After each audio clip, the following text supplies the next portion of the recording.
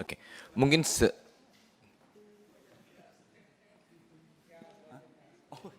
oh ya. Oh, Takut waktunya permintaan tinggal Bapak sedikit. Ibu Balek, Mas Aril satu bait lagu lah, satu bait lagu. Silakan dulu Mas Aril.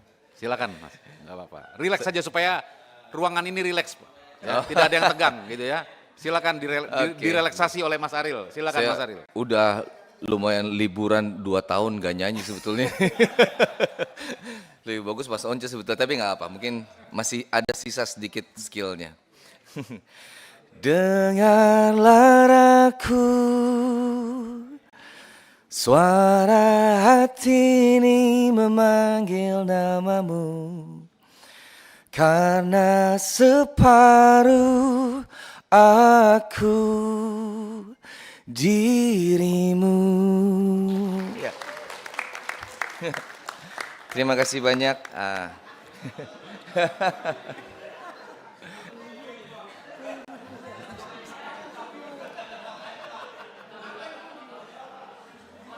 Tadi apa yang kita masukin tadi kan? Oke, silakan.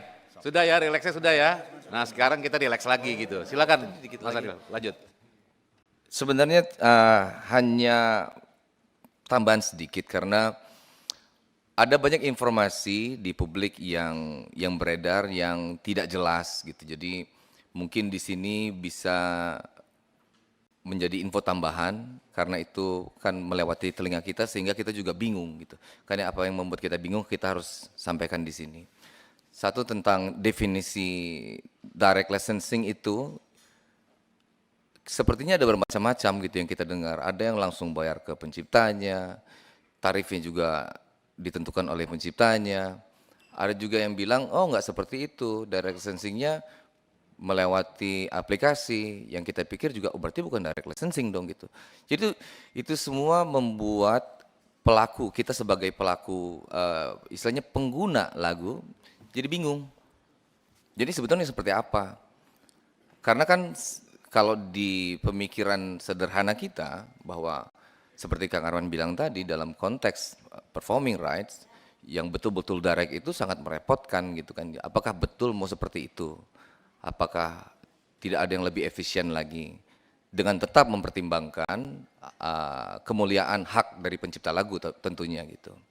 Nah itu yang mungkin nanti kita harap bisa dibahas dengan seksama, dicari jalan keluar terbaiknya mengenai itu karena sangat berkaitan dengan ketenangan penyanyi-penyanyi yang profesinya sebagai penyanyi karena ini berhubungan dengan berikutnya kategori konser itu juga kita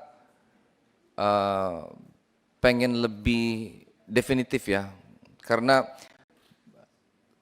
zona abu-abu itu bikin yang bekerja sebagai penyanyi itu semakin bingung gitu. Apakah kalau saya nyanyi di pensi bayaran saya 100.000 itu juga termasuk saya di kategori konser itu yang bukan di ruang publik tadi disebut. Apakah saya kalau di kafe, apakah itu tidak termasuk pertunjukan musik padahal saya memang mempertunjukkan musik juga gitu. Nah itu yang takutnya nanti kalau terlalu spesifik tuh terjadi kemungkinan-kemungkinan di mana profesi penyanyi itu bisa dikriminalisasi kalau kita bilang gitu. Kriminalisasi karena kayak, oh perasaan nggak apa-apa nyanyi, tapi kenapa tiba-tiba saya mesti dituntut? Apalagi sampai seperti kemarin yang dilaporkan pidana juga gitu kan, itu terlalu serius ya maksudnya untuk hanya sebuah pertunjukan mungkin bukan skala besar. Makanya tadi definisinya tuh tolong diperjelas gitu karena kita mewakili bukan hanya penyanyi profesional, tapi semua orang yang ingin bernyanyi kan gitu sebetulnya. Yang pemula, konser kecil, di hajatan, di kawinan dan segala macam. Itu yang mungkin perlu dicari bersama-sama definisi itu.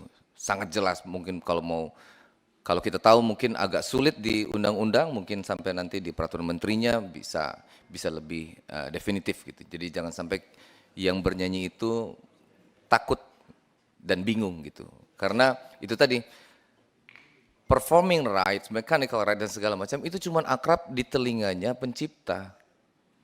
Di telinganya penyanyi sebagian besar memang itu awam dan itu menjadi ketakutan kalau semisalnya tidak clear dan tidak jelas gitu. Itu yang sangat perlu tadi ditekankan sama Kang Arman bahwa walaupun sudah dijelaskan oleh pemerintah dan segala dan beberapa aspek tetap aja masih ada yang disomasi.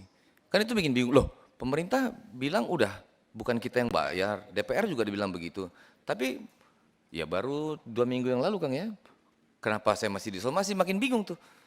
Walaupun sudah dijelaskan, makanya kita bilang semua pihak mungkin dalam kalau digarisbawahi kita bilang adalah pihak yang pertama kali menyebutkan bahwa penyanyi yang harus bayar, mungkin di situ yang mesti mengatakan kalau memang kita semua berpendapat bahwa bukan penyanyi yang mesti bayar. Maksud saya mungkin lebih ke teman-teman di aksi, memang yang pertama kali menyatakan. Karena menurut saya, kalau dari yang lain yang menyatakan, mungkin akan dianggap bias, apalagi dari visi. Kalau visi menyatakan bahwa bukan kita yang bayar, seperti membela diri kan gitu. Tapi kalau dari teman-teman dari aksi sendiri yang mengatakan, oh nggak seperti itu kok, mungkin ada kesalahan di masa lalu atau pengucapan, tapi kalau sekarang bisa dipertegas, lebih memperkuat lagi karena sudah asosiasi penciptanya sendiri yang mengatakan. Itu tadi mungkin yang dimaksud Kang Arman, bahwa semua pihak kalau bisa, kalau kita sepakat bahwa bukan penyanyi yang bayar, mohon semua pihak menjelaskan itu ke masyarakat, gitu kira-kira. Kira-kira begitu tambahannya Kang. Ya. Udah, nggak ada? Cukup segitu, Bapak Pimpinan. Terima kasih atas waktunya. Mama Ina nggak ada. Mama Ina? Mungkin